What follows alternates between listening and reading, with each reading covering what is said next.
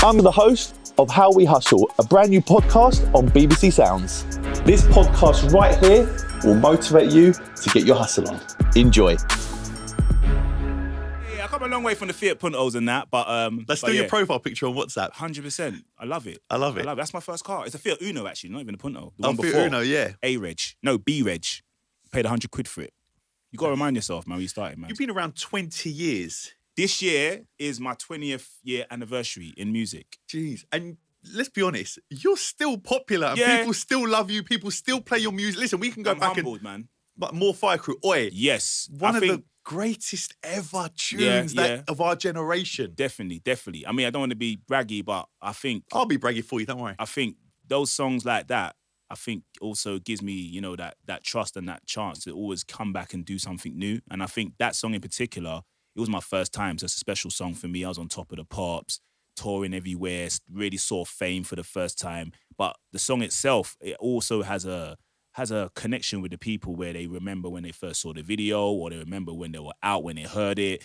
So, you know, it always gives me that, you know, that little relationship with the people that, oh my God, I remember rah, rah, rah. And I just keep it real as well. That's another thing. If you look at that video, you can tell that I was so nervous. My lips were dry.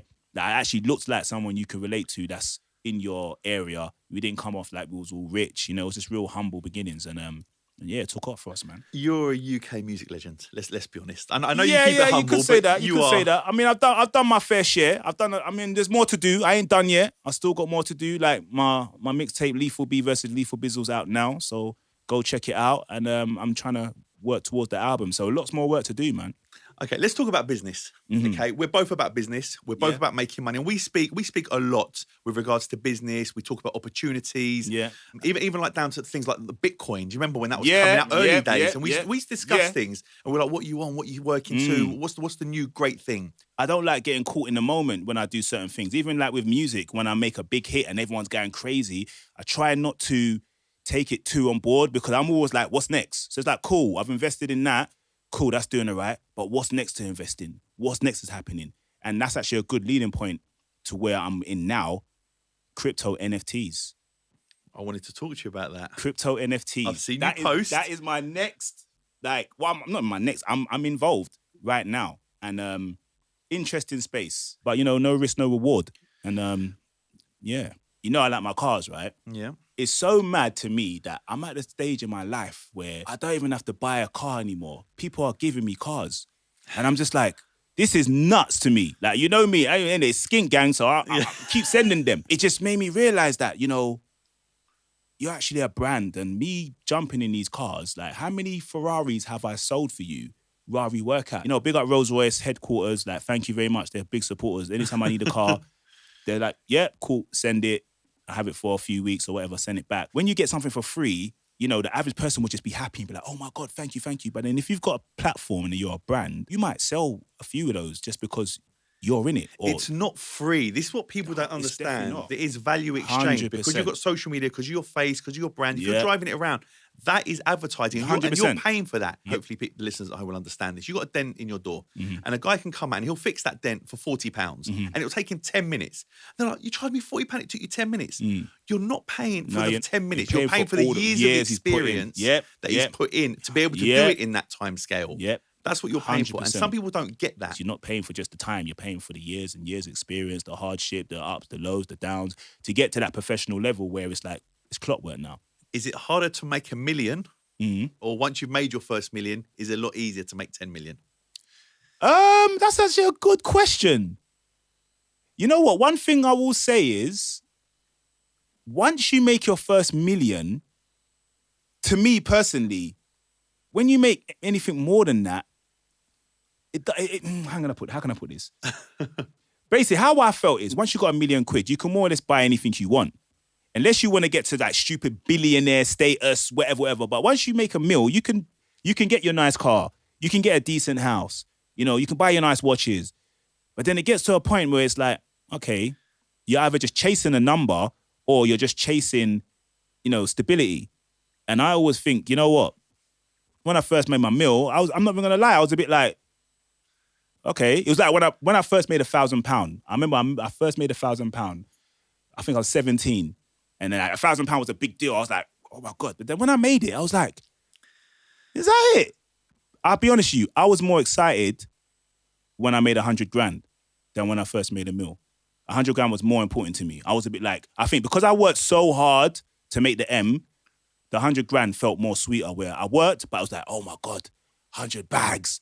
But a mil, it's like, yeah, it's cool. But then it just gets to a point where, okay, cool. I can more or less get what you want to get, but I don't know. The way I look at it is if you got a mil or you got 5 mil, yeah, it's not going to change. That's your what I'm life saying. Do you get what I'm much. saying? It's different having £1,000 and having £1 million. Yeah, 100%. But that's what I'm trying to say. It's like once you get the mil, it's like, okay, you can get more or less what you want to get. Unless you want to be a super billionaire by like £100 million yacht or something, then, you know, that's up to you. But me personally, yeah, I just feel like not much will change in your life. You might be able to get, I don't know, a few more extra things that you already got.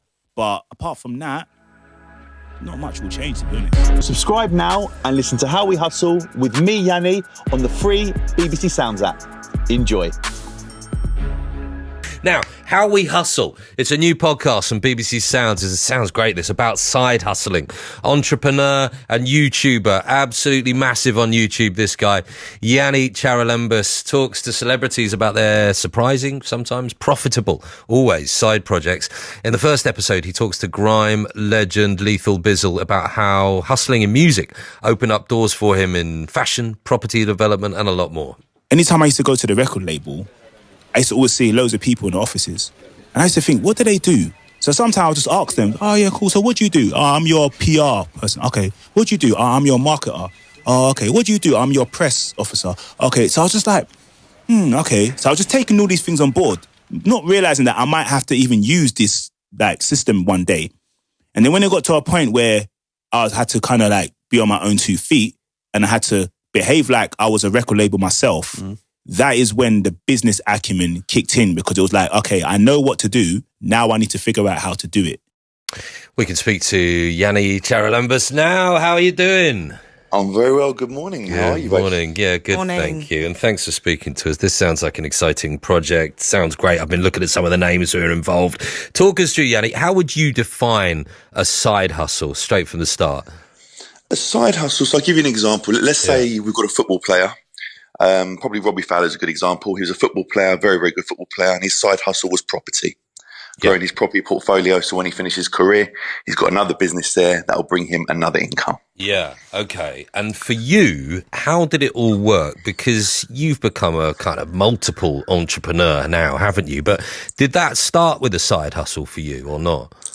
It started with passion, I think. I was always into cars, and cars was something that I was crazy about. And everyone knows me as the car guy. So I was that guy that, you know, you see driving around all those stupid chrome cars, the chrome gold and the pink and the satin black and the matte. I'm responsible for everything you see driving around in London. Are you able to call it stupid now because you've made so much money from it? Is that? I still love this. My car's chrome red with white wheels. Right. People love it, people hate it, but they talk about it. And that's the whole idea of getting things out there. And then I had that business. And on the back of that business, because I dealt with so many high net worth individuals and celebrities, they used to promote me on social media. So I grew a very, very big social media very quickly. When you do the likes of people like Simon Cowell, Gordon Ramsay, One Direction, they've got huge social media. And then on the back of that, I started doing videos. And then I started doing YouTube.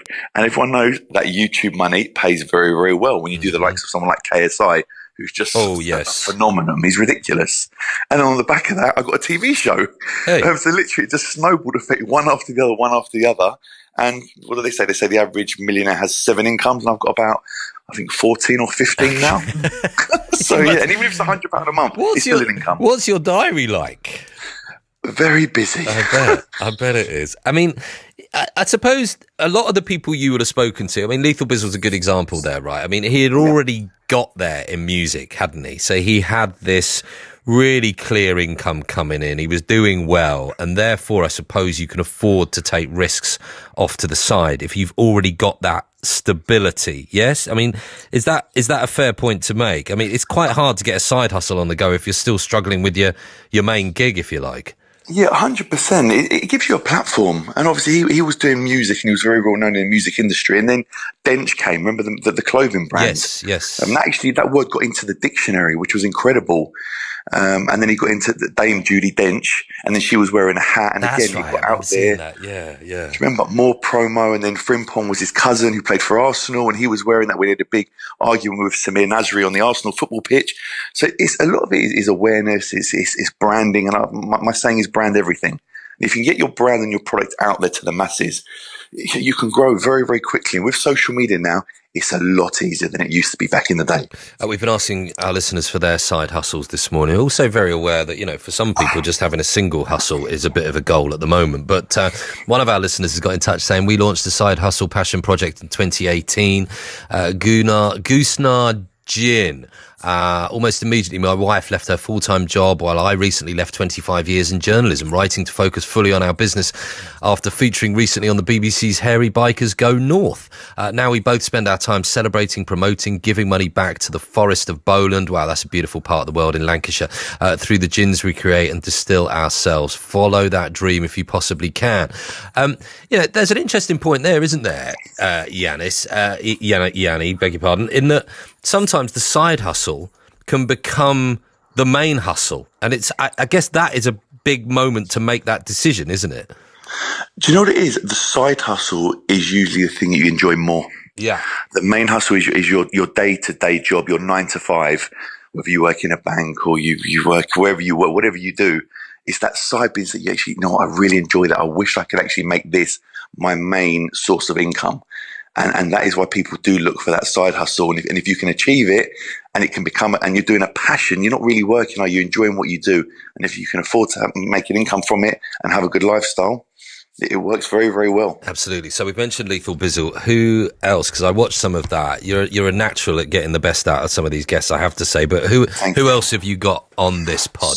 So we've got JME, we've got Poet, we've got Blondie McCoy. We've got Tiffany Calver, Bakary Sagna, the ex-Arsenal football player. Yeah. Akeem Femwa.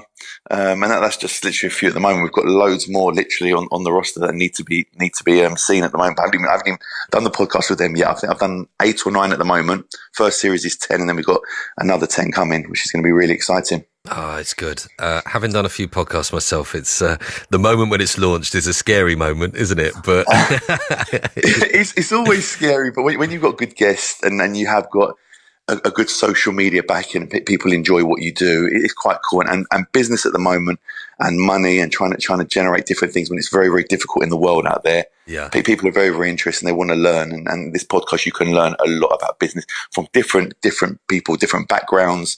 And it's real cool. Good stuff. Best of luck with it, Yanny. Thank you so much. Appreciate you guys. Thanks Have a good day. Thanks, Good Yanny. to speak to you. Yanny Charalembus. He's got literally hundreds of millions of views on YouTube. He's done great in life. Obviously, How We Hustle, that is the new podcast from BBC Sounds.